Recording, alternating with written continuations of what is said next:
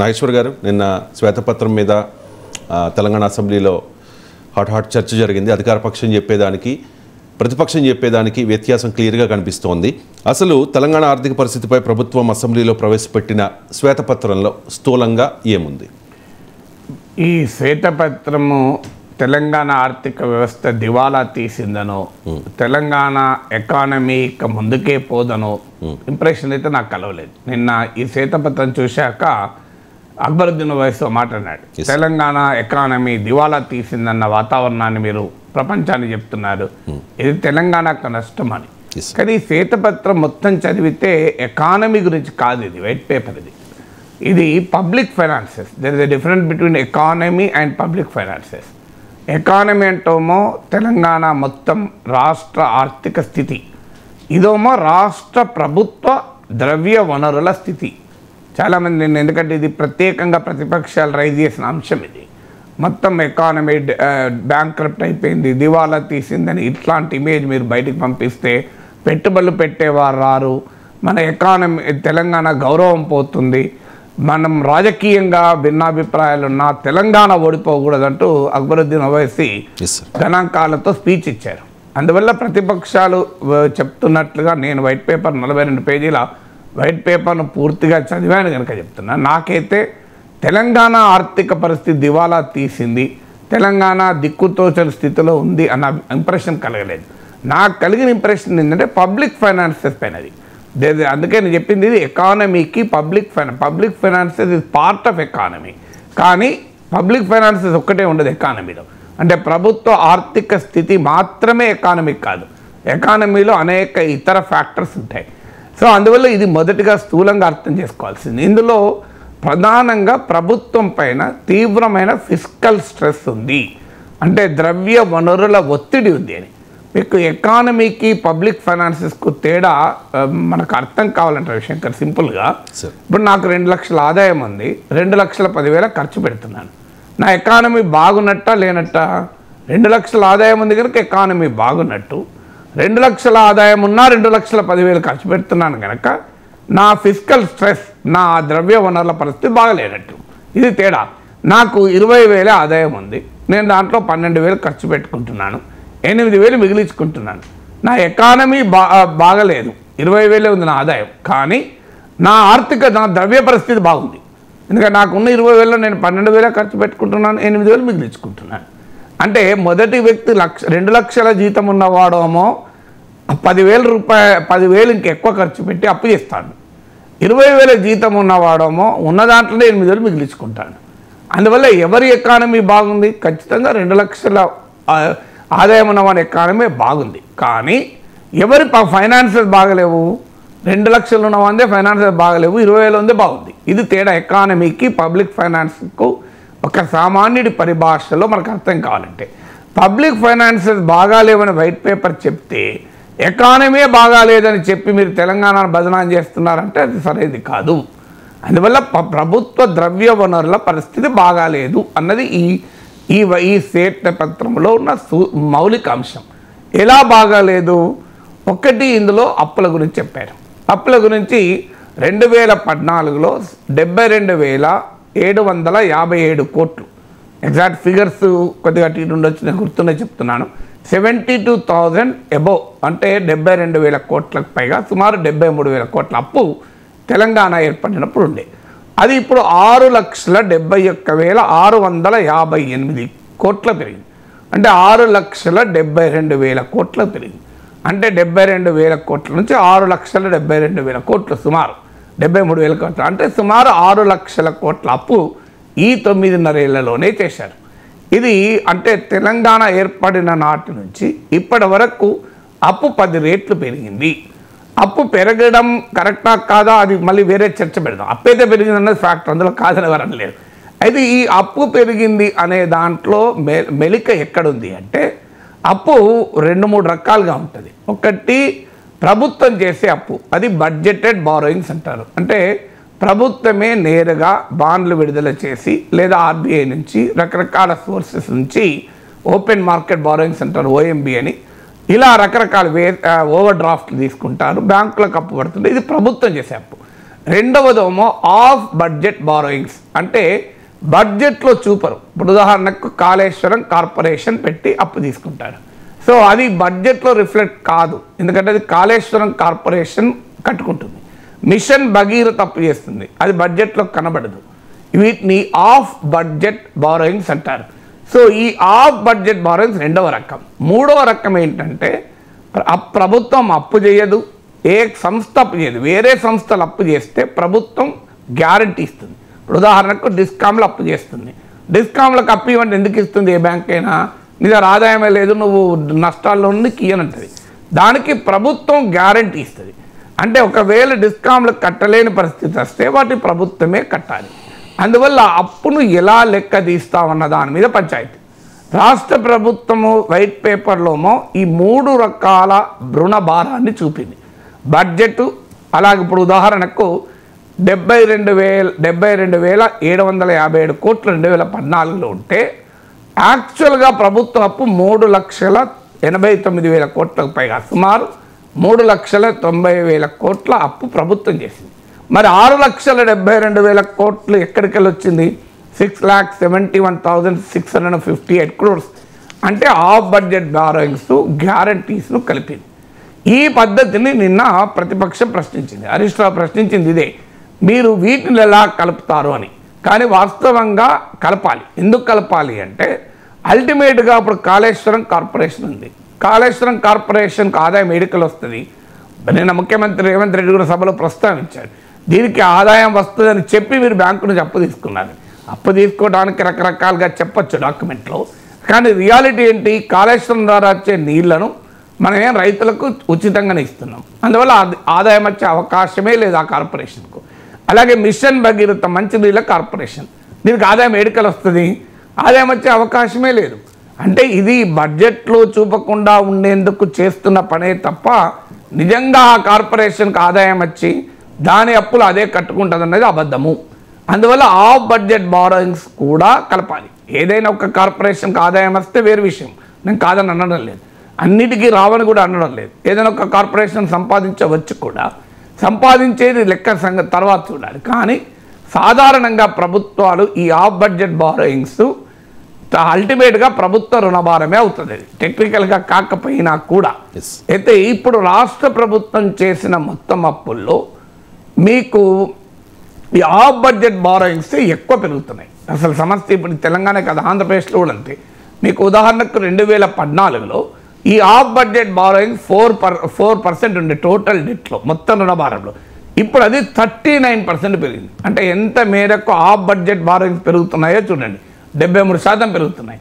అందువల్ల ఈ practice of taking loans, ఇది CAG control and auditor general అభ్యంతరం చెప్పింది, ఆర్బీఐ అభ్యంతరం చెప్పింది. ఇది ఒక తెలంగాణ ప్రభుత్వమే కాదు, ఆంధ్రప్రదేశ్ ప్రభుత్వం చేసింది, దేశంలో చేసింది, కేంద్ర ప్రభుత్వం కూడా చేసింది. ఈ మధ్య తగ్గించుకుంటుంది కేంద్ర ప్రభుత్వం.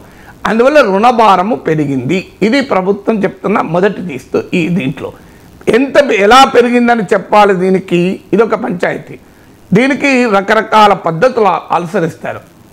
ప్రతి ప్రభుత్వం చెప్పింది ఏంటంటే రెవెన్యూ రిసీప్ట్స్ ఎంత అప్పు కట్టడానికి పోతుంది అనేది లెక్క తీసింది. అంటే రెవెన్యూ రిసీప్ట్స్ అంటే ప్రభుత్వానికి వచ్చే రోజువారీ ఆదాయం, పన్నుల ద్వారా ఇతర మార్గాల ద్వారా ప్రభుత్వానికి వచ్చే రోజువారీ ఆదాయాన్ని రెవెన్యూ రిసీప్ట్స్ అంటారు. ప్రభుత్వం భూమి అమ్మితే వచ్చే ఆదాయం రెవెన్యూ రిసీప్ట్ కాదని, అది క్యాపిటల్ రిసీప్ట్స్ అవుతుంది. సో ఈ అంటే రోజువారీ వచ్చే ఆదాయంలో అప్పులు కట్టడానికి ఎంత పోతుంది అనేది ఈ శ్వేతపత్రంలో చెప్పారు. వాళ్ళు ఇచ్చిన లెక్క ఏంటంటే దీన్నే డెట్ సర్వీసింగ్ బర్డెన్ అంటారు. డెట్ సర్వీసింగ్ బర్డెన్ అంటే ప్రతి రెగ్యులర్గా మన అప్పు పైన కొంత ఇన్స్టాల్మెంట్ కట్టాలి, అసలు కొంత వడ్డీ కట్టాలి, ఈ మొత్తం కలిపితే డెట్ సర్వీసింగ్ బర్డెన్ అంటారు. ఇది 34% ఆఫ్ రెవెన్యూ రిసీప్ట్స్గా ఉంది, చాలా హై. ₹1 తెలంగాణ ప్రభుత్వానికి ఆదాయం వస్తే అందులో 34 పైసలు అప్పులు, కిస్తీలు, వడ్డీలు కట్టడానికే పోతుంది. అంటే ఒకవైపు ఏమో ఈ రెవెన్యూ రిసీప్ట్ తగ్గుతుంది. ఇప్పుడు దానికి కూడా ఈ శ్వేతపత్రం లెక్కలు ఇచ్చింది.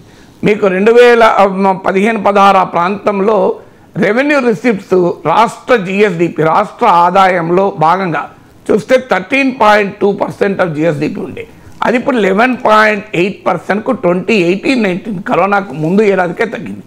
అంటే ప్రభుత్వానికి రాష్ట్ర ప్రభుత్వమో జీడిపి ఏమో పెరుగుతుంది, అనుమానం లేదు. రాష్ట్ర ప్రభుత్వ జీడిపి పెరుగుతుంటే అందులో భాగంగా ప్రభుత్వానికి ప్రభుత్వ జీడిపి కాదు, తెలంగాణ జీడిపి ఏమో పెరుగుతుంది. అని జిఎస్డిపి అంటారు, గ్రాస్ స్టేట్ డొమెస్టిక్ ప్రొడక్ట్ అని. కానీ ప్రభుత్వ ఆదాయం దానికి అనుగుణంగా పెరగలేదు. ఎకానమీ పెరిగినంతగా ఆదాయం పెరగలేదు. ఆ పెరిగిన ఆదాయంలో కూడా ఈవెన్ అప్పులు కట్టడానికే భారం పెరుగుతోంది. 34% ఆఫ్ రెవెన్యూ రిసీట్స్, అంటే రాష్ట్ర ప్రభుత్వానికి వచ్చే రూపాయి ఆదాయంలో 34 పైసలు అప్పులు కట్టడానికే పోతుంది అని. దీన్ని ప్రతిపక్షం క్వశ్చన్ చేసింది. ఇలా ఎలా చూస్తారు మీరు, జీడిపిలో భాగంగా చూడాలి కదా అని.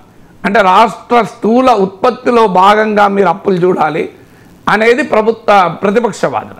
దాంతోపాటు డెట్ టు క్యాపిటల్ ఎక్స్పెండిచర్, అంటే మూలధన వ్యయములో రుణం ఎంత అనేది చూడాలి. అంటే అప్పు చేసిన ఆస్తులు కూడా పెట్టామనుకోండి, అది మూలధన వ్యయంలో భాగంగా ఉంటుంది. సో ఇందులో శ్వేతపత్రంలో కన్వీనియంట్గా సహజంగానే డెట్ టు క్యాపిటల్ ఎక్స్పెండిచర్ను ప్రస్తావించలేదు పెద్దగా. సో డెట్ టు జిఎస్డిపి మాత్రం చెప్పారు, అది కూడా చెప్పారు.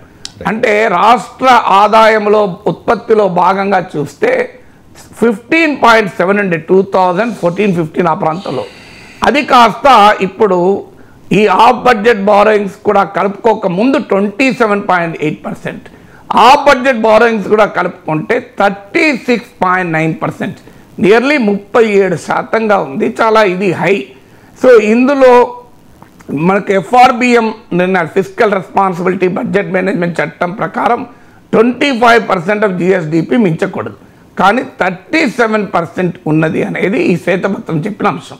దీంతో పాటు అధిక అప్పులు తీసుకోవడమే కాదు, ఆఫ్ బడ్జెట్ బారోయింగ్స్, ఈ కార్పొరేషన్లు తీసుకునే అప్పు చాలా ఎక్కువ వడ్డీ కూడా కడుతున్నారు.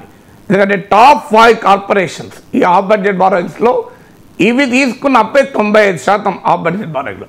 అవి కట్టే వడ్డీ రేటు 8.92% నుంచి 10.49% మధ్యలో ఉంది. అంటే నియర్లీ 9% నుంచి నియర్లీ 10.5% మధ్యలో ఉంది. నార్మల్గా రాష్ట్ర ప్రభుత్వం మీద కడుతున్న వడ్డీ రేటు 7.6. అంటే రాష్ట్ర ప్రభుత్వ వడ్డీ రేటు కన్నా అధిక వడ్డీ రేటుకు ఈ కార్పొరేషన్లు పెట్టి మీరు లోన్లు తీసుకుంటున్నారు. దీనివల్ల రాష్ట్ర ప్రభుత్వము డే టు డే ఖర్చులు కూడా పెట్టలేని పరిస్థితిలో ఉంది. అంటే రోజువారీ ప్రభుత్వానికి ఆదాయం వస్తుంది, ప్రభుత్వం ఖర్చు పెడుతుంది. ఈ రోజువారీ ఖర్చులకు అవసరమైన ఆదాయం కూడా లేకుండా మీరు ఖర్చు పెట్టారు అన్నది ఈ ప్రస్తుత శ్వేతపత్రంలో ఆరోపణ. దానికి వీళ్ళు లెక్కలు ఏమి ఇచ్చారంటే, మీకు 2014లో 365 రోజుల్లో 303 రోజుల్లో సర్ప్లస్ ఉండేది, పాజిటివ్ సర్ప్లస్. అంటే ఆదాయము ఖర్చు కన్నా ఎక్కువ ఉండేది. వచ్చే ఆదాయం ఒక రోజులో చేసే ఖర్చు కన్నా వచ్చే ఆదాయం ఎక్కువ ఉండేది. 303 out of 365 days day to day లెక్కలు తీస్తే. అది ఇప్పుడు పాజిటివ్ బ్యాలెన్స్ ఉన్నది 30 డేస్కి పడిపోయింది. అంటే సంవత్సరంలో ఒక 30 రోజులు మాత్రమే ప్రభుత్వాన్ని చేసే ఖర్చు కన్నా ఆదాయం ఎక్కువ ఉంటుంది. మిగతా రోజుల్లో ఖర్చు కన్నా ఆదాయం తక్కువ ఉంటుంది. అప్పుడు ఏం చేయాలి మరి? ఆదాయం రోజువారీ ఆదాయానికి ఖర్చుకు మధ్యలో ఉన్న తేడాను బ్రిడ్జ్ చేస్తానికి రిజర్వ్ బ్యాంక్ ఆఫ్ ఇండియా అప్పిస్తుంది. దాన్నే చేయబదుల్లో ఉంటారు, వేర్స్ అండ్ మీన్స్ అడ్వాన్స్. ఎందుకంటే ఇవాళ ఈ వైట్ పేపర్ను అందరూ పత్రికలు చదివి ఉంటారు, అందరికీ ఎకనామిక్స్ అవగాహన ఉండకపోవచ్చు కనుక కొంత వివరంగా చెప్తున్నారు. So ways and means advances అంటారు, వాటిని చేయబదులు అంటారు. అంటే ఇప్పుడు మనకు సడన్గా మార్కెట్ బజార్ పోతున్నాం, ఓ 1000 రూపాయలు లేవు మన దగ్గర జేబులో, పక్కింటానికి వదిన 10,000 రూపాయలు ఇస్తావా అని తీసుకొని ఇచ్చి నేను జీతం వచ్చినాక ఇస్తాం, ఆయన జీతం వచ్చినాక అంటారు. దాన్ని చేయబదులు అంటారు. సో ఈ చేయబదులు తీసుకుంటున్నారండి. ఒకప్పుడు ఈ చేయబదులు 5 డేసే తీసుకునేవాళ్ళు తెలంగాణ వచ్చిన మొదట్లో. ఇప్పుడు 121 డేస్ చేయబదులే తీసుకుంటున్నారు రిజర్వ్ బ్యాంక్ ఆఫ్ ఇండియా. రెండోది ఏంటంటే ఓవర్ డ్రాఫ్ట్ అంటారు. ఓవర్ డ్రాఫ్ట్ అంటే ఇది ఎక్కువ కనుక గ్యాప్ ఉందనుకోండి ఖర్చుకు ఆదాయానికి, అప్పుడు ఓవర్ డ్రాఫ్ట్ తీసుకుంటారు. సో ఆ ఓవర్ డ్రాఫ్ట్ కూడా ఒకప్పుడు 34 డేస్ తీసుకుంటే, ఓవర్ డ్రాఫ్ట్ ఒకప్పుడు 5 డేస్ తీసుకుంటే ఇప్పుడు 121 డేస్ తీసుకుంటున్నారు. ఈ చేయబదులు ఒకప్పుడు 34 డేస్ తీసుకుంటే ఇప్పుడు 171 డేస్ తీసుకుంటున్నారు. అందువల్ల ఓవర్ డ్రాఫ్ట్ తీసుకోవడం పెరిగింది, చేయబదులు పెరిగాయి. ఈ ఓవర్ డ్రాఫ్ట్ చేయబదుల పైన వడ్డీ రేటు కూడా ఎక్కువ ఉంటుంది. అంటే నార్మల్గా ఉన్నదానికన్నా దీనికి వడ్డీ రేటు ఎక్కువ ఉంటుంది. సో అందువల్ల రాష్ట్ర ప్రభుత్వము ఇప్పుడు ఆర్థిక ఒత్తిడిని ఎదుర్కొంటోంది, ఫిస్కల్ స్ట్రెస్ ఎదుర్కొంటోంది అన్నది ఈ మొత్తం శ్వేతపత్ర సూత్రం. ఇందులో తెలంగాణ ఎకానమీ బ్యాంక్రప్ట్ అయిపోయింది, ఎకానమీ నాశనం అయిపోయింది, తెలంగాణ కొట్టుపోయిందని ఎక్కడ ఈ ఇంప్రెషన్ ఇవ్వలేదు. పబ్లిక్ ఫైనాన్సెస్ అనేది ఛాలెంజింగ్గా ఉన్నాయి అన్నది ఈ శ్వేతపత్రం యొక్క స్థూల సారాంశం. The fiscal stress of the government గురించి చెప్పారే తప్ప fiscal stress of Telangana state గురించి ఇందులో చెప్పలేదు. సార్, అంటే అధికారంలోకి రాగానే శ్వేతపత్రం విడుదల చేసి గత ప్రభుత్వ హయాంలో జరిగిన తప్పిదాలను ఎత్తి చూపే ప్రయత్నంగా కొంతమంది చెబుతూ ఉన్నారు. అంటే రాజకీయ కోణంలో గత ప్రభుత్వాన్ని బద్నాం చేయాలనే ప్రయత్నం జరుగుతోంది అనేది ప్రతిపక్షాల వాదన అయితే, ఇది వాస్తవ పరిస్థితి మాత్రమే అంటోంది అధికార పార్టీ. సో దీనిలో ఏదైనా పొలిటికల్ యాంగిల్ కనిపిస్తుందా సార్ మీకు? అంటే పొలిటికల్ యాంగిల్ ఇదే. ఇప్పుడు తెలంగాణ ఎకానమీ అనే అంశం ఈ వైట్ పేపర్లోకి పోలేదు. This is the white paper on public finances. ఇప్పుడు 2 లక్షల ఆదాయం ఉన్నవాడు 2,10,000 అప్పు చేస్తే దివాలా తీయడు. 20,000 ఆదాయం ఉన్నవాడు 25,000 అప్పు చేస్తే దివాలా తీస్తాడు. అంటే వెన్ ఎ గ్రోయింగ్ ఎకానమీలో అప్పు చేస్తే దివాలా తీయరు. సో అందువల్ల రాజకీయ కోణము అంటే అర్థం ఏంటి? తమకు అనుగుణమైనటువంటి ఫ్యాక్ట్సే ఎవరైనా చెప్తారు.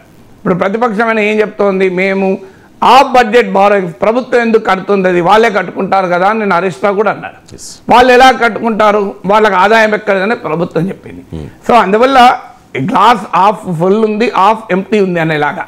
సగం ఖాళీ ఉంది అనుకోండి, ఒక ఆయన చూసి సగం ఖాళీ ఉంది అంటారు, ఇంకో ఆయన చూసి ఆ గ్లాస్లో సగం నీళ్లు ఉన్నాయి కదా అంటారు. ఏది కరెక్టు? సగం నీళ్లు ఉన్నాయి అన్నది కరెక్టు, సగం ఖాళీ ఉన్నది అన్నది కూడా కరెక్ట్, రెండు కరెక్టే. సో ప్రభుత్వం ఏమో సగం ఖాళీ ఉందని చెప్పింది, ప్రతిపక్షం ఏమో సగం నీళ్లు ఉన్నాయని చెప్పింది. అందువల్ల ఇది ఎవరి కోణం? వాళ్ళు ప్రతిపక్షం చెప్పింది పొలిటికల్ కోణమే, అధికార పార్టీ చెప్పింది పొలిటికల్ కోణమే. అంటే తప్పు ఒప్పు కాదు ఇక్కడ. సో ఎవరి యాంగిల్లో వాళ్ళు చెప్పారు.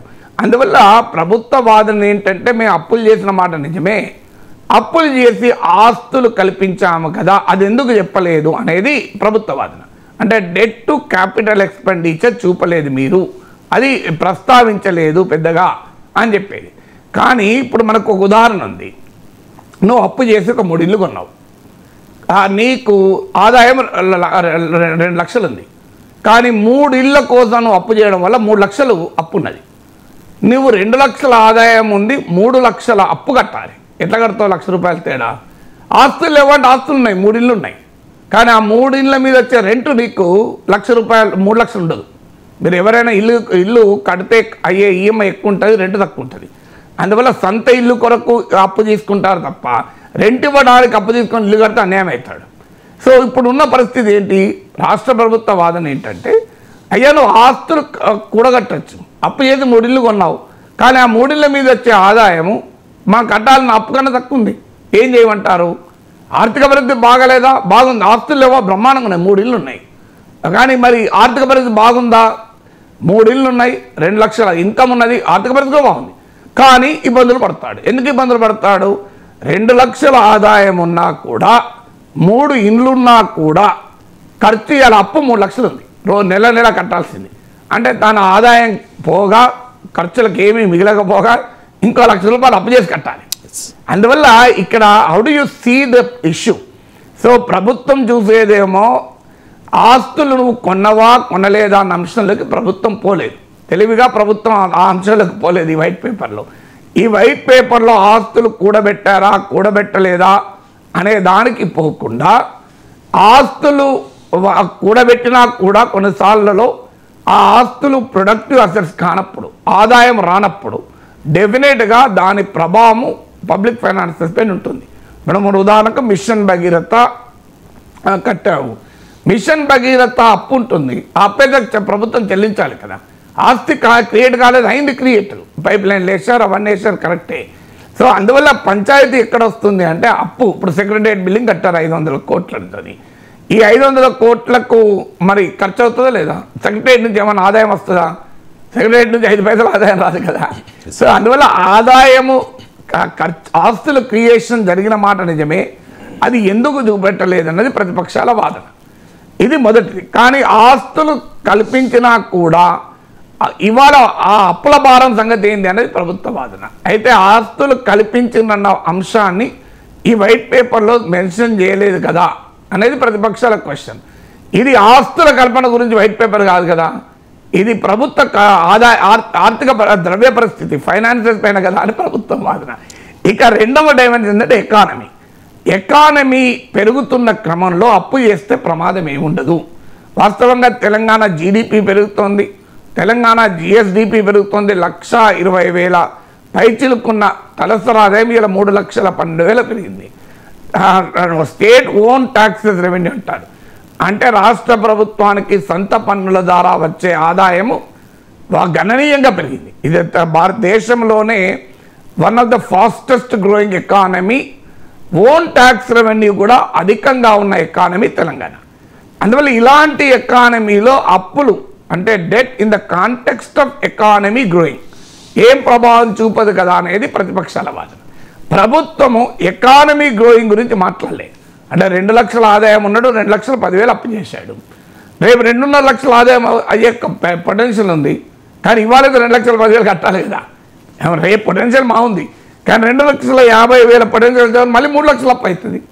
సో అందువల్ల ఇక్కడ ఆదాయము ఉంది అన్నది ప్రస్తావించలేదు కదా ఇందులో. ఈ వైట్ పేపర్లో తెలంగాణ జీడిపి గురించి కానీ, తెలంగాణ ఓన్ ట్యాక్స్ రెవెన్యూస్ గురించి కానీ, వీటి గురించి ఇందులో ప్రస్తావన లేదు వైట్ పేపర్లో. ఎందుకంటే ఇది ప్రభుత్వ ద్రవ్య వనరుల పైన white paper, Telangana overall economy పైన వైట్ పేపర్ కాదు. ప్రతిపక్షాలు డిమాండ్ చేయాల్సింది ఏంటంటే, మీరు పబ్లిక్ ఫైనాన్సెస్ మీద వైట్ పేపర్ ఇచ్చారు, తెలంగాణ ఎకానమీ లాస్ట్ 10 ఏళ్లలో ఎలా పెరిగింది, నెక్స్ట్ 10 ఏళ్ళలో ఎలా పెరుగుతుంది అన్న దానిపైన వైట్ పేపర్ ఇవన్నీ అడగాలి. అన్ఫార్చునేట్లీ ఎవరది ప్రతిపక్షం నిన్న సభలో అడగలే. అది అడగాలి కదా ఎకానమీ పొటెన్షియల్. అడగలేదు కనుక ప్రభుత్వం ఎందుకు చెప్తుంది? ప్రభుత్వం తనకు అనుకూలమైన పాయింటే చెప్తుంది, ప్రతిపక్షం కూడా తమకు అనుకూలమైన పాయింటే చెప్తుంది. తమకు అనుకూలమైన పాయింట్ అడగాలి కదా అనుకూలంగా ఉందనుకున్నప్పుడు. అందువల్ల ఏమైంది పంచాయతీ అంటే, ఒకటి తెలంగాణ ఎకానమీ గ్రో అవుతుందన్నది ఇందులో చెప్పలేదు. ఇక మూలధన వ్యయం చేసి ఆస్తుల కల్పన జరిగింది అనేది చెప్పలేదు. ఈ రెండు చెప్పలేదు. అందువల్ల ఇది రాజకీయంగా ప్రభుత్వం తన అనుకూల కోణంలో దీన్ని చూపింది అని. ప్రభుత్వ వాదన ఏంటి? అయ్యా ఇది ఎకానమీ గురించి వైట్ పేపర్ కాదు, ఇది మా ఆర్థిక స్థితి, మా మనీ బాగా డబ్బు ఎంత వస్తుంది, ఎంత ఖర్చు పెడుతున్నాం, మా దానిపైన వైట్ పేపర్ కదా అని ప్రభుత్వం చెప్తాయి. ఆస్తులు కల్పించవచ్చు, కానీ దాని నుంచి ఆదాయం రానప్పుడు ఏమొస్తుంది? Right sir. అంటే కొన్ని రాజకీయపరమైన విమర్శలు కూడా చేసుకున్నారు కదా సార్. 10 ఏళ్లలో రాష్ట్రాన్ని దివాళా తీయించారని ముఖ్యమంత్రి మాట్లాడిన పరిస్థితి. అంటే వైట్ పేపర్లో ఆ పదం లేదు, వైట్ పేపర్లో లేదు. మేరకైతే బ్యాంక్రప్ట్ అయిందని లేదు. చర్చ సందర్భంగా సందర్భంలో ప్రభుత్వ ఆర్థిక స్థితిని దివాళా తీసింది అనేది కరెక్ట్. ఒకవేళ అంటే ప్రభుత్వ ఆర్థిక దివాళాని కూడా అనలేము, ప్రభుత్వ ద్రవ్య స్థితి అంటే financial situation of the state government చాలా సంక్లిష్టంగా ఉంది, అది క్లియర్ కనబడుతుంది. ఆర్బీఐ నుంచి అప్పులు తీసుకుంటున్నారు కదా, చేయబదులు తీసుకుంటున్నాం, ఓవర్ డ్రాఫ్ట్ తీసుకుంటున్నాం, అదైతే కాదని ఎవరు అనలేరు కదా. ఈవెన్ హరీష్ రావు కూడా క్వశ్చన్ చేయలే. అంటే how do you label it? ఇప్పుడు దివాలా తీసింది ఎకానమీ కాదు, దివాలా తీసింది ప్రభుత్వ ఫైనాన్సెస్ అని వైట్ పేపర్లు చెప్పారు. సో పొలిటికల్గా వీళ్ళే మాట్లాడారు వాళ్ళే మాట్లాడారు అన్నది కాదు. అలా అయితే ఇదే వైట్ పేపర్లో ఇంకో మాట కూడా చెప్పారు, ఫిస్కల్ డెఫిసిట్ ద్రవ్యలోటు ఎవరేజ్న 3.7% ఉంది, ఇప్పుడు 4.1% ఉంది.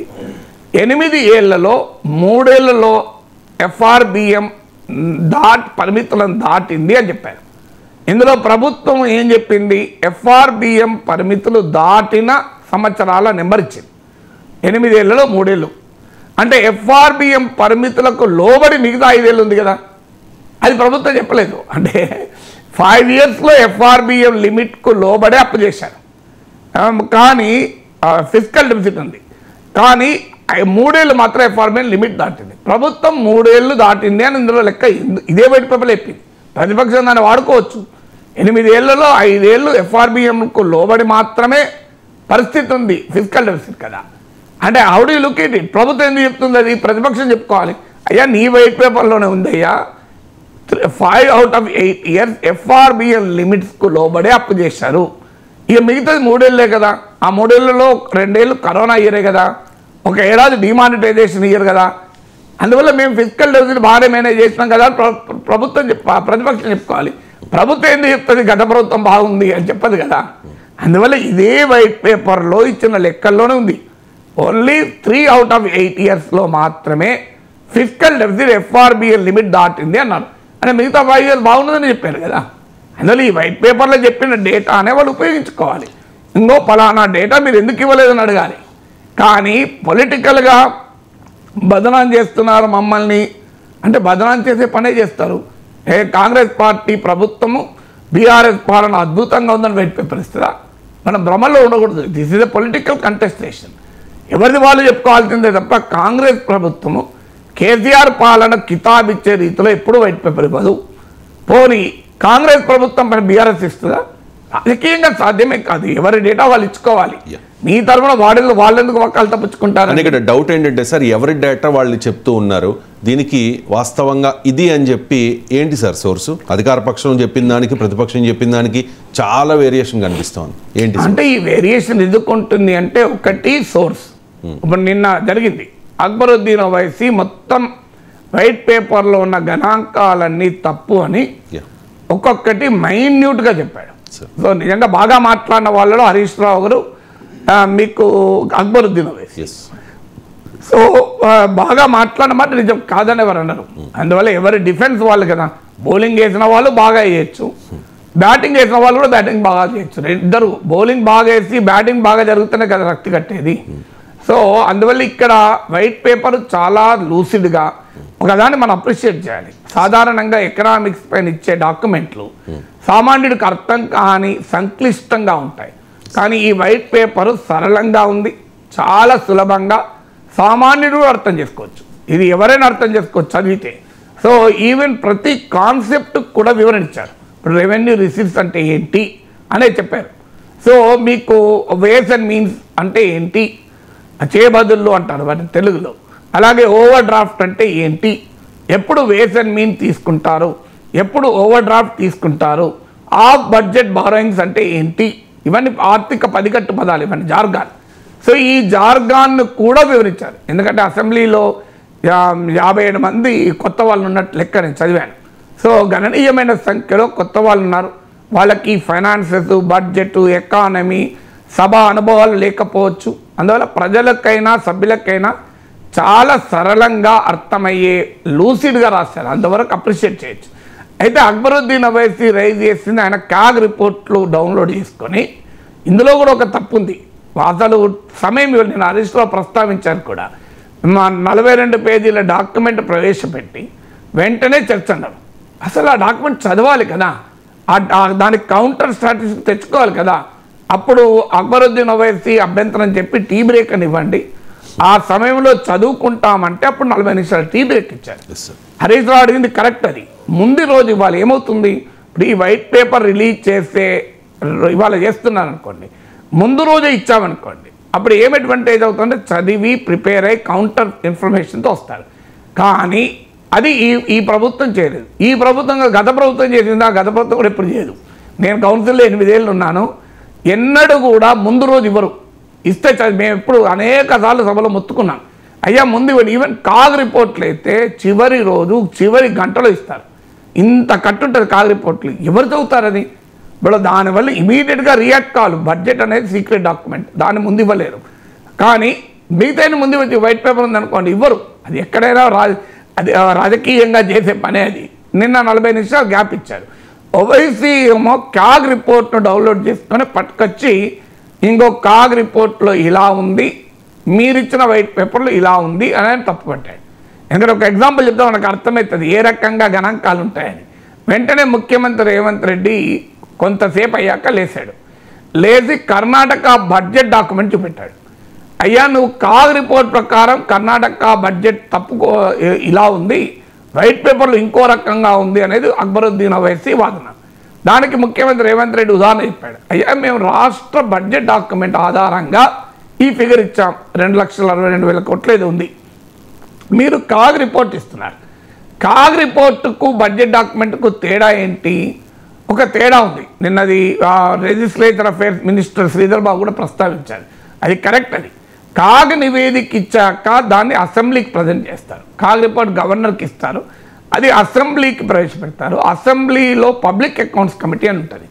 పబ్లిక్ అకౌంట్స్ కమిటీ కాగ్ రిపోర్ట్ను పేరా ఎనలైజ్ చేసి పిఎస్సి అసెంబ్లీకి రిపోర్ట్ ఇస్తుంది. అందువల్ల కాగ్ చెప్పిన దానికి ప్రభుత్వం చెప్పేదానికి ఆ వ్యత్యాసం ఎప్పుడైనా ఉంటుంది. అందువల్ల ఏ సోర్స్, ఇప్పుడు ఒకరు కాగ్ కోట్ చేశారు, ఒకరు Reserve Bank of India quote చేశారు, ఒకరు బడ్జెట్ డాక్యుమెంట్స్ కోట్ చేశారు. సో ఈ మూడుతో పాటు నాలుగోది కోట్ చేశారు పిఆర్ఎస్ ఇండియా, వాళ్ళ state of the state finances quote చేశారు. సో ఆర్బీఐ కూడా state of the state finance report ఇస్తుంది. ఇందులో వ్యత్యాసం ఉంది అంటే ఉంటుంది, ఎందుకంటే డిపెండ్ ఆన్ ద సోర్స్, వాళ్ళు కలెక్ట్ చేసిన సమయం, వాళ్ళు దాన్ని చూసిన పద్ధతి వల్ల ఆ తేడాలు ఉంటాయి. ఇదే కాదు, ఇంకా ప్రైవేట్ సోర్సెస్ ఉంటాయి. ఇప్పుడు మీకు ప్రభుత్వ డాక్యుమెంట్లో ఉండే లెక్కలకు Centre for Monitoring Indian Economy, CMIE, అలాగే International Monetary Fund, World Bank, consultancy firms, ఇలా ఎకనామిక్స్కు అనేక సోర్సెస్ ఉంటాయి. ఎవరు తమకు అనుకూలమైన సోర్సే తీసుకుంటారు. న్యాయంగా అయితే ఏది కరెక్టో ఆ సోర్స్ తీసుకోవాలి. అంటే నీ విచక్షణ ఉపయోగించి ఈ డేటాలో ఏది కరెక్ట్ అనేది తీసుకోవాలి. అలా ఎవరు తీసుకోరు, వాళ్ళకు ఉపయోగపడే సోర్స్ నుంచే తీసుకుంటారు. అది ప్రతిపక్షమైన అధికార పార్టీ అయినా చేసే పనది. నువ్వు చెప్పడానికి reserve Bank of India source నీ వాదనకు అనుకూలంగా ఉంటే అది తీసుకుంటావు, లేదు నీ వాదనకు ఇంకోటి అది అనుకూలంగా ఉంటే అల్లకెళ్ళి తీసుకుంటావు. అందువల్ల ప్రతిపక్షమైన ప్రభుత్వమైన ఎకానమీకి ఉండే రకరకాల సోర్సెస్లో తమ వాదనను బలోపేతం చేసుకోవటానికి ఉపయోగపడే సోర్సే తీసుకుంటారు. సోర్సే కాదు, రెఫరెన్స్ పీరియడ్ కూడా తీసుకుంటారు. ఇప్పుడు ఈ డాక్యుమెంట్, ఈ వైట్ పేపర్లో నేను గమనించిన ఒక లిమిటేషన్ ఏంటంటే 2021-22 డేటాతో చాలా వాటిని పోల్చారు. కానీ 2021-22 is not a typical year. ఇప్పుడు ఆ సంవత్సరం పోస్ట్ కరోనా ఇయర్, అందువల్ల బాగా దెబ్బతిన్న సంవత్సరం, అంటే పంటలు దెబ్బతిన్న ఏడాదితో నువ్వు వ్యవసాయ ఉత్పత్తిని పోల్చావనుకోండి, నీకు స్టాటిస్టిక్స్ కరెక్ట్గా ఉండదు. ఎవరేజ్ సిచ్యువేషన్తో పోల్చాలి. అందుకే నేను మీకు ఇప్పుడు ద్రవ్యలోడు గురించి చెప్పినప్పుడు 21-22లో ఉన్న ద్రవ్యలోడు ఫిగర్ నేను చెప్పలేదు, వైట్ పేపర్లో అదే ఇచ్చారు. ఎవరేజ్ ఆఫ్ లాస్ట్ 10 years చెప్పాను. అందువల్ల ఆ రెండు డేటా ఉంది. ఎక్కువ రెఫరెన్స్ పీరియడ్లో 21-22 ప్రస్తావించారు, 22-23 కొన్నిట్లో ప్రస్తావించారు, 23-24 కూడా ప్రస్తావించారు, కొన్నిటికోమో 10 years ఎవరేజ్ ఇచ్చారు. నేను తీసుకొని ఇప్పుడు మీకు చెప్పిన దాంట్లో అన్ని ఎవరేజ్ చెప్పాను, ఎందుకంటే 21-22 reference period I don't think it is the correct reference period. ఈ వైట్ పేపర్ పైన నా ప్రశ్న అది, it cannot take a typical year as a reference period. ఎందుకంటే ఆ ఏడాది పోస్ట్ కరోనా, ఆ ఏడాదితో నువ్వు దేన్ని పోల్చినా కరెక్ట్ కంక్లూజన్ రావు. ఎందుకు రావు అంటే అది ఒక టిపికల్ ఇయర్. నీకు టిపికల్ ఇయర్ ఇప్పుడు జనం వచ్చినప్పుడు వచ్చిన మార్కుల ప్రోగ్రెస్ రిపోర్ట్తో నార్మల్ దాంతో ప్రోగ్రెస్ రిపోర్ట్ పోలిస్తే లెక్కలు కరెక్ట్ ఉంటాయా? నీ జనం రావడం వల్ల ఎగ్జామే సరిగా రాయలేవాడు, నువ్వు ఆ ప్రోగ్రెస్ రిపోర్ట్తో పోల్చలేవు కదా. సార్, ఇక్కడ రాష్ట్ర అప్పులు 6.71 lakh crores, ఇది ప్రభుత్వం చెప్పే మాట. 10 ఏళ్లలో 10 రెట్లు అప్పులు పెరిగాయి అని చెప్పి. సార్, అమెరికా అప్పు చేస్తుంది, ఆఫ్ఘనిస్తాన్ కూడా అప్పు చేస్తుంది, జింబాబ్వే అప్పు చేస్తుంది, కేంద్రం అప్పు చేస్తుంది, రాష్ట్రం కూడా అప్పు చేస్తుంది.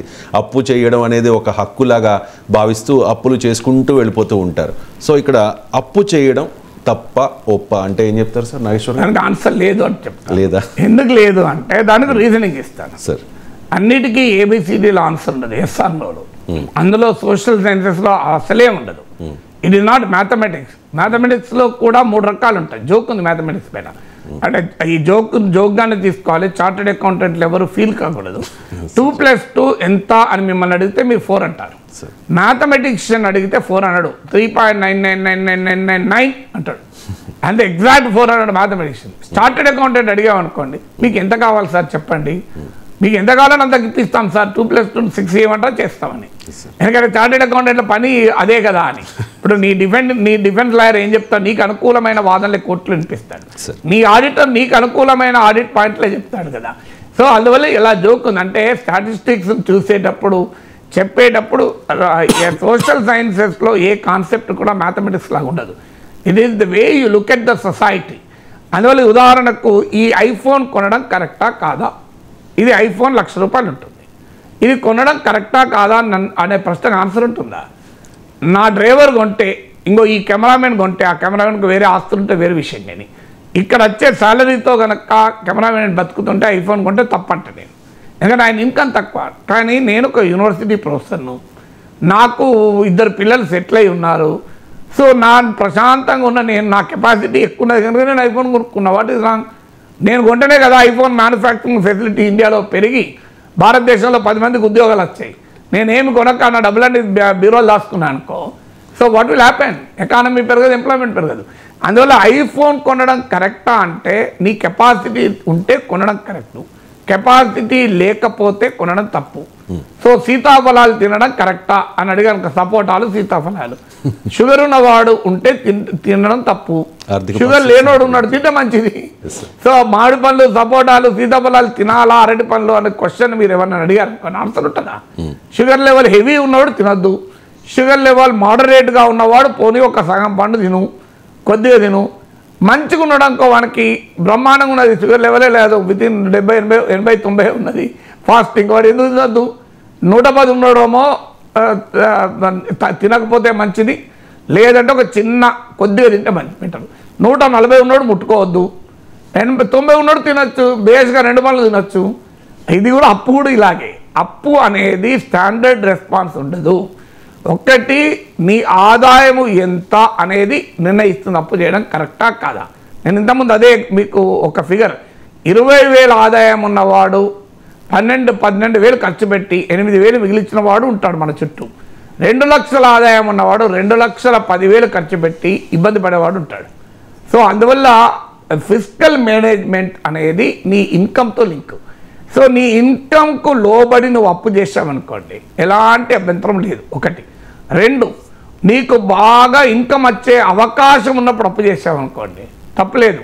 నువ్వు ఒక లోన్ తీసుకొని ఇల్లు కట్టుకుంటావు, నీకు ఆ ఇల్లు స్లోగా తీర్చుకుంటావు. నేను 2000లో లోన్ తీసుకొని ఇల్లు కట్టాను. అప్పుడు 6 లక్షలు అప్పు తీసుకున్నాను, నెలకు 6,000 కట్టేవాడిని. ఆ రోజు నా శాలరీలో 10-15% హౌసింగ్ లోన్కి పోయేది. కానీ నేను రిటైర్ అయ్యే టైంకు నా శాలరీ 2,80,000, కట్టేదంతా 6,000. సో నా శాలరీ 60,000 ఉన్నప్పుడు 6,000 కడితే నా భారం వేరుంటుంది, 2,80,000 ఉన్నప్పుడు 6,000 కడితే భారం ఉంటుందా అసలు? అందువల్ల నీ ఇన్కమ్ ఫ్యూచర్ పొటెన్షియల్ ఎంత అన్న దానిపైన అప్పు చేయాలి. 2. 3, అప్పు చేసి ఏం చేస్తావు? అప్పు చేసి నేను ఒక ఆటో కొనుక్కున్నాను, ఆటో నడుపుకొని బతుకుతున్నాను. అప్పు చేసి ఒక క్యాబ్ కొనుక్కున్నాను, ఆ క్యాబ్ తిప్పుకుంటున్నాను, తప్పేమీ లేదు. కానీ అప్పు చేసి నేను కారు వేసుకొని దేశమంతా తిరిగింది అనుకోండి, ఏమవుతుంది? అయ్యే వరకు ఆ కారు గుళ్ళు అవుతుంది, ఖర్చు అవుతుంది, అప్పులు కట్టలేను. అందువల్ల అప్పు చేసి ఇన్కమ్ జనరేటింగ్ పనులు చేసావా లేదా అని. అంటే ఉదాహరణకు నీ బిడ్డకు ఐఐటి సీట్ వస్తుంది, అప్పు చేసి చదివించావు, తప్పేం లేదు. నీ బిడ్డకు ఐఐటి సీట్ వచ్చినా నేను అప్పు చెయ్యా, నువ్వు చదవక బిడ్డ బీఎస్సీ చేయన్నావు అనుకో, వాడిని మించిన దుర్మార్గుడు తండ్రి ఇంకోటి లేడు. అప్పు చేసైనా ఐఐటి చదివించాలి, ఎందుకంటే ఐఐటి చదవడం వల్ల వచ్చే ఆదాయం చాలా ఎక్కువ కదా. సో అందువల్ల అప్పు చేసావా అన్నది కాదు. ఇప్పుడు ఎడ్యుకేషన్ లోన్లు తీసుకొని విదేశాలకు వెళ్ళి చదువుతారు, ఎందుకు? నీకు బెటర్ ఆపర్చునిటీస్ ఉంటాయని. అందువల్ల అప్పు చేసి ఆదాయం వచ్చే రీతిలో ఖర్చు పెడతావా, ఆదాయము రాని రీతిలో ఖర్చు పెడతావా? ఇది 3వ క్వశ్చన్. 4, ఎంత అప్పు వడ్డీకి తెచ్చావు? ఇది కూడా ఇంపార్టెంట్. నువ్వు తక్కువ వడ్డీకి అప్పు తెచ్చావు అనుకోండి భారం ఉండదు, ఎక్కువ వడ్డీకి అప్పు తెచ్చావు అనుకో భారం ఉంటుంది. 5, ఎన్నేళ్లలో కట్టే అప్పు? Short term debt, long term debt అంటారు. ఇప్పుడు అది కూడా ఒక కిస్సా. తెలంగాణ అప్పులున్నాయని చెప్పారు తప్ప లాంగ్ టర్మ్ డెట్ ఎక్కువ తెలంగాణకు, 10 ఏళ్ల కన్నా ఎక్కువ, 15 ఏళ్ళలో కట్టే అప్పు, అది పెద్ద భారం కాదు అనేది వాదన. సో ఇందులో వైట్ పేపర్లో ఆ క్లాసిఫికేషన్ ఇవ్వలే. షార్ట్ టర్మ్ డెట్ ఎంత, లాంగ్ టర్మ్ డెట్ ఎంత, హై ఇంట్రెస్ట్ డెట్ ఎంత, ఒక ఆఫ్ బడ్జెట్ బారోయింగ్ చెప్పినప్పుడు మాత్రం దానికి వడ్డీ రేట్ ఎక్కువ ఉంటుంది అని చెప్పారు. వేర్స్ అండ్ మీన్స్ అండ్ మీరు ఓవర్ డ్రాఫ్ట్లో వడ్డీ ఎక్కువ ఉందని చెప్పారు. కానీ ఓవరాల్ డెట్ను హై ఇంట్రెస్ట్ డెట్ ఎంత, లో ఇంట్రెస్ట్ డెట్ ఎంత అని చెప్పలే. అందువల్ల ఆ డెట్ వల్ల నీ వడ్డీ భారం ఎంత ఉంది, అసలు భారం ఎంత ఉంది, దాన్నే డెట్ సర్వీసింగ్ బర్డెన్ అంటారు. అది ఇందులో చెప్పారు, డెట్ సర్వీసింగ్ బర్డెన్ 34% ఉందని. మీరు ఇందులో ఎకానమీలో ఇంకోటి సాలరీ కాంపోనెంట్ కూడా 35% సాలరీస్ మీదనే పోతుంది రాష్ట్ర ప్రభుత్వానికి ఖర్చు. అంటే ₹1 వస్తుంటే 69 పైసలు అప్పుల మీద వడ్డీలు, కిస్తీలు కట్టడానికి, అలాగే జీతాభత్యాలు, పెన్షన్లకు పోతుంది. దీన్నే కమిటెడ్ ఎక్స్పెండిచర్ అంటారు ఫైనాన్స్ భాషలో. ఈ కమిటెడ్ ఎక్స్పెండిచర్ ₹69 తీసేస్తే నీకు ₹100 ఆదాయం ఉంటే ₹69 రేవంత్ రెడ్డి చేతిలో లేదు, బట్టి విక్రమార్క చేతిలో లేదు. అది 34 రూపాయలు అప్లోడ్ తీసుకెళ్తాడు, 35 రూపాయలు జీతాలు ఉద్యోగులు తీసుకుంటారు, మిగిలింది 31 రూపాయలే. ఈ 31 రూపీస్లోనే నువ్వు ఏం చేసినా అందులోనే చేయాలి, సంక్షేమ పథకాలైనా అందులోనే, అభివృద్ధులైనా అందులోనే. అందువల్ల డెఫినెట్గా ఇది ఫిజికల్ స్ట్రెస్. అంటే నీ రోజువారీ కమిటెడ్ ఎక్స్పెండిచర్ ఎంత ఉంది, నీ దగ్గర సర్ప్లస్ ఎంత ఉంది, నీ సర్ప్లస్కి అనుగుణంగా అప్పు చేసావా, సర్ప్లస్తో సంబంధం లేకుండా అప్పు చేసావా, అందువల్ల అప్పు చేసి ఏం చేస్తావు, అప్పు ఎక్కడ తీసుకున్నావు, ఎన్నేళ్లలో కట్టాలి, ఎంత వడ్డీకి తీసుకున్నావు, అప్పు చేసి ఆదాయం వచ్చే పని చేసావా, ఆదాయం రాని పని చేసావా, నీకు ఆదాయం ఉన్నదా, భవిష్యత్తులో నీకు ఆదాయం ఉంటుందా. ఇప్పుడు ఉదాహరణకు నువ్వు ఎకానమీ బాగుండదు, రిటర్న్స్ అవుతావేమో, లే ఆఫ్ అవుతామో భయం ఉన్నది, అప్పుడు అప్పు చేసామనుకో నీ పరిస్థితి ఎట్లుంటుంది. అప్పుడు లే ఆఫ్ అయ్యే పరిస్థితి ఉన్నప్పుడు ప్రశాంతంగా అప్పు చేయకూడదు. చూద్దాంలే మన ఉద్యోగం లే ఆఫ్లు ఈ రిసెషన్ పోయినాక అప్పు చేద్దాం అనుకుంటారు. సో అందువల్ల ఇలాంటి అనేక ఫ్యాక్టర్స్. ఏ వయసులో అప్పు చేసావు, ఇప్పుడు నా వయసులో అప్పు చేశాను అనుకోండి, నేను దివాలా తీస్తాను, కట్టలేను కదా, నాకు ఇన్కమ్ పెరగదు కదా, ఇక నుంచి నేను రిటైర్ అయినా కదా, రిటైర్ అయిన ఇన్కమ్ పెరగదు, వాడు అప్పు ఎక్కువ చేయకూడదు. ఇవాళ ఉద్యోగంలో చేరాడు, అప్పు చేస్తాడు, ఏమవుతుంది, అప్పు చేసినా బతకగలుగుతారు కదా. అందువల్ల ఇలాంటి అనేక ఫ్యాక్టర్స్ నిర్ణయిస్తుంది అప్పు చేయడమా చేయకపోవడం అని. ప్రపంచవ్యాప్తంగా డెఫిసిట్ ఫినాన్సింగ్ అనేది ఒక సూత్రము. అందుకే అమెరికాకి అప్పు ఉంటుంది, జపాన్కి అప్పు ఎందుకు ఉంటుంది అంటే అది దేశమైనా, కంపెనీ అయినా, ఇండివిజువల్ అయినా గ్రోయింగ్ ఎకానమీలో అప్పులు చేయడం తప్పు కాదు. గ్రోయింగ్ ఎకానమీకి ఫ్యూయల్ ఇచ్చేది అప్పు. అందువల్ల అప్పు అనేది నేరంగా చూడకూడదు. అప్పు నేరం ఎప్పుడవుతుంది అంటే ఇతర ఫ్యాక్టర్స్ వల్ల. నీ ఆదాయం ఎంత, భవిష్యత్తులో ఆదాయం ఉంటుందా, ఎంత వడ్డీకి అప్పు తెచ్చావు, ఎన్ని రోజుల్లో కట్టాలి, అప్పు చేసి ఏం చేసావు అన్న దాన్ని బట్టి అప్పు చేయడం తప్ప ఒప్ప అనేది నిర్ణయం అవుతుంది. సార్ ఇది చాలా టఫ్ సబ్జెక్ట్ సార్. బహుశా ఆ సభలో ఉన్న చాలామందికి దీని మీద పూర్తి అవగాహన ఉండదు. నాకు తెలిసి చాలామంది ఈ శ్వేతపత్రాన్ని చదివే ఉండరేమో కూడా ఎమ్మెల్యేలు. ఇక నా పాయింట్ ఏంటంటే సార్, శ్వేతపత్రంలో అన్ని ఆరోపణలు చేశారు, చర్చ సందర్భంగా అన్ని ప్రస్తావనకు వచ్చాయి, కానీ కార్యాచరణ చెప్పల. మీరే ఒకవేళ ఆర్థిక సలహాదారు అయితే రేవంత్ రెడ్డికి, ఎందుకంటే మీకు తెలంగాణ ఎకానమీ మీద మంచి పట్టుంది అయినా, మీరే ఒకవేళ రేవంత్ రెడ్డికి ఆర్థిక సలహాదారు అయితే ఈ ప్రభుత్వానికి ఇచ్చే సూచన ఏంటి సార్, సలహా ఏంటి? నేను సమాజానికి చెప్పే అలవాటు నావాన్ని, అందువల్ల సమాజానికి చెప్పే క్రమంలో ఎవరైనా ఏదైనా తీసుకోవచ్చు, నాకే అభ్యంతరం లేదు. సో అందువల్ల ఫండమెంటల్ పాయింట్ ఏంటంటే ఎకనామిక్స్ అనేది, మీరు ఇంతకుముందు చాలా టఫ్ సబ్జెక్ట్ ఇది అన్నారు, నిజమే, కానీ economics is more common sense. It is a simple common sense. ఇప్పుడు మన కిచెన్లో కర్రీ చేయాలి, మన అమ్మ ఏం చేస్తుంది, కూరగాయలు టమాటా ఒకటి ఉన్నది, ఆలు ఒకటే ఉన్నది, సో మీకు దోసకాయ చిన్న ముక్కు ఉన్నది, మరి ఏది సరిపోదు, అమ్మ ఏం చేస్తుంది, 3 కలిపి మిక్స్డ్ వెజిటబుల్ కర్రీ చేస్తుంది. ఎంత గొప్ప అమ్మ చూడండి. మన అమ్మని మించిన ఆర్థిక శాస్త్రవేత్త లేదు. నీకు పెరుగు మిగిలింది, ఏం చేస్తుందమ్మా, వెంటనే మజ్జిగ పులుసు చేస్తుంది. సో పొట్లకాయతో పెరుగులో పొట్లకాయనో టమాటో ఆలో వేసి చేస్తుంది. అంటే ఉన్న రిసోర్సెస్ను సమర్థవంతంగా వాడుకొని ఇల్లాలు ఆ ఇంటి పరువు కాపాడుతుంది. కానీ రోడ్డు మీదకి వచ్చి నా ఇంట్లో ఒక్క టమాటా ఉన్నది, ఒకటే ఆలు ఉన్నది, ఒకటే దోసకాయ ఉన్నది, ఇలా కూర ఎట్లా వేయాలి, మా ఆయన బుద్ధి లేదు అన్నదు. ఇల్లాలు ఏం చేస్తుంది గొప్పతనం, ఆ 3 కలిపి కర్రీ చేసి ఆ ఇంటి పరువు నిలబెడుతుంది. అందువల్ల ప్రభుత్వాలు కూడా చేయాల్సిన పని ఏంటంటే ప్రూడెంట్ ఫిస్కల్ మేనేజ్మెంట్ అంటారు. ప్రూడెంట్ ఫిస్కల్ మేనేజ్మెంట్ అంటే నీ ఆదాయం ఎంత, ఖర్చు ఎంత, భవిష్యత్తు పొటెన్షియల్ ఎంత అనేది చూసుకొని దానికి అనుగుణంగా ఫైనాన్సెస్ను మేనేజ్ చేయాలి. ఇది మొదటిది. రెండవది ఏంటంటే ఖర్చు పెట్టకూడదు. పొదుపు అన్న పేరిట ఖర్చు పెట్టకపోవడం ఎప్పుడూ ఎకానమీని పెంచదు. అది old school of thinking. New school of thinking ఏంటంటే సంపాదించు ఖర్చు పెట్టు. ఓల్డ్ స్కూల్ ఆఫ్ థింకింగ్, ఇప్పుడు మా నాన్నగారి ఎకనామిక్స్ ఏంటి, సంపాదనకు లోబడే ఖర్చు పెట్టు, ఖర్చు పైనే ఫోకస్ చేయి, పొదుపు చేయి. ఇది మా నాన్న మాకు చెప్పిన ఎకనామిక్స్ సూత్రం. నా కొడుకు నాకు ఏం చెప్తున్నాడు తెలుసా, ఆ తప్పు నాన్న ఎవరు చెప్పాడు, అది తాతకాలంలో కరెక్ట్, ఇప్పుడు కాదు, ఇప్పుడు ఆపర్చునిటీస్ ఉన్నాయి, earn more and spend more అన్నాడు. అంటే అని వాడు ఒక ఉదాహరణ చెప్తాను. వాడు మ్యారేజ్కి వచ్చాడు, వాడి మ్యారేజ్కు 2 రోజుల ముందు వరకు కూడా వర్క్ చేసుకున్నాడు, ఎక్స్ట్రా వర్క్. మ్యారేజ్ 2 రోజుల ముందు వరకు కూడా ఎందుకు వర్క్ చేస్తున్నావు అంటే, నాన్న నాకు ఇప్పుడు ఖర్చు ఉంది, నేను హనీమూన్కి వెళ్ళాలి, ఇంకో దగ్గరికి వెళ్ళాలి, ఇంకోటి చేయాలి, ఇల్లు కొనుక్కోవాలి, పోయి నాకు ఖర్చు ఉంది కనుక నేను సంపాదిస్తే ఖర్చు పెడతా. కానీ సంపాదించకుండా ఖర్చు పెట్టిన వాడు దివాలా తీస్తాడు. అంటే గ్రాండ్ ఫాదర్ ఎకనామిక్స్ హోమో, ఖర్చు చేయకు, ఉన్న దాంట్లో చూసుకో, పొదుపుగుండు, ఇది grandfather economics. Grandson economics ఏంటంటే, గ్రాండ్ సన్ ఎకనామిక్స్ హోమో ఖర్చు పెట్టుకో, కోరికలు పెంచుకో, దానికి అనుగుణంగా సంపాదించు, సంపాదించకుండా కోరికలు పెంచుకోకు. So enjoy life but earn more. సంపాదించేటప్పుడు కష్టపడి సంపాదించు, ఆనందపడేటప్పుడు ఆనందపడు. ఎందుకంటే ఎకానమీ పెరిగేది ఎక్స్పెండిచర్తో. ఎవరు ఖర్చు చేయలేదు అనుకోండి, ఎకానమీ ఎక్కడ డెవలప్ అవుతుందండి? ఇప్పుడు ఎవరు ఖర్చు చేయలేదు, ఎకానమీ పెరుగుతుందా? సో ఎవరు ఈ ఫోన్ కొనలేదు, ఇక ఫోన్ల పరిశ్రమ ఎక్కడ ఉంటుంది? ఫోన్ల పరిశ్రమ లేనప్పుడు ఆ ఫోన్ల పరిశ్రమ పనిచేసే కార్మికులు ఎట్లుంటారు?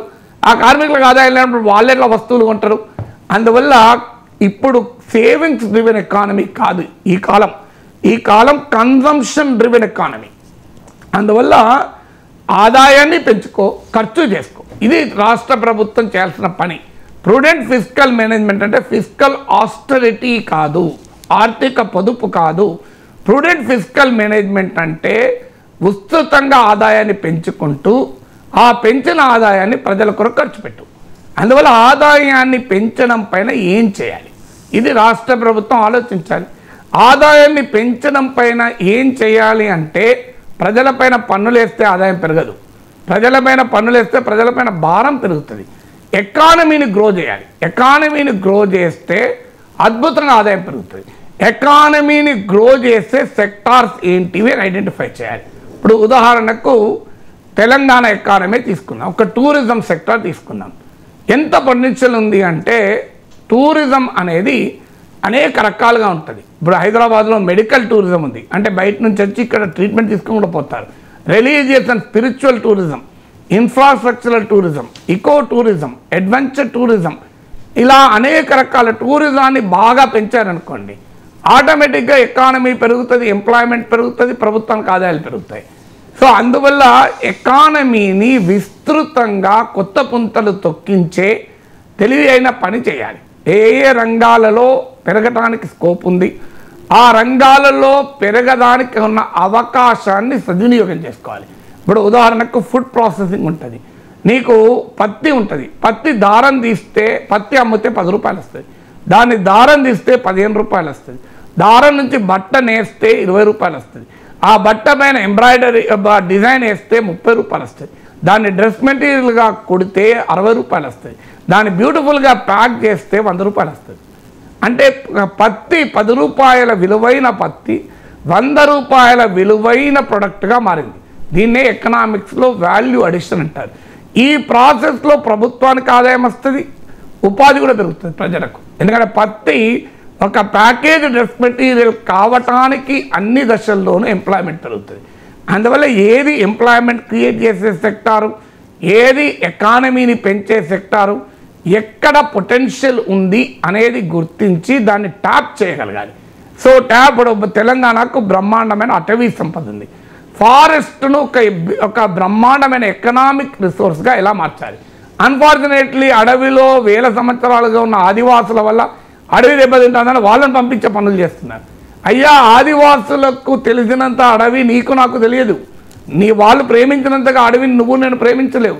అందువల్ల ఆదివాసీ హక్కుల్ని, అడవుల ఆర్థిక శక్తిని మేళవించి ఒక ఫారెస్ట్ బేస్డ్ ఎకానమీ ఏం క్రియేట్ చేస్తావు ఆలోచించారనుకోండి, నీకు ఎకానమీ పెరుగుతుంది కదా. ఇప్పుడు నేను తెలంగాణ ఎగ్జాంపుల్ చెప్పాను, నేను ఆ ఫారెస్ట్ ఎకానమీ పెరుగుతుంది. ఇప్పుడు నేను ఎమ్మెల్సీగా ఉన్నప్పుడు చూసాం, మన్ననూరు వద్ద ట్రైబల్స్ ఉంటారు. వాళ్ళు అక్కడ అడవి నుంచి ఒక రకం ఆకు తెచ్చి దాన్ని బ్రహ్మాండంగా విస్తారకులు కడతారు. సో ఇలా మీకు ఛత్తీస్గఢ్కి వెళ్ళాను నేను, బ్యాంబూ ఉంటుంది, మనందరికీ తెలుసు కదా వెదురు. బ్యాంబూ లేతగా ఉన్నప్పుడు ఆ బ్యాంబూ పీసెస్తో పచ్చడి చేస్తారు.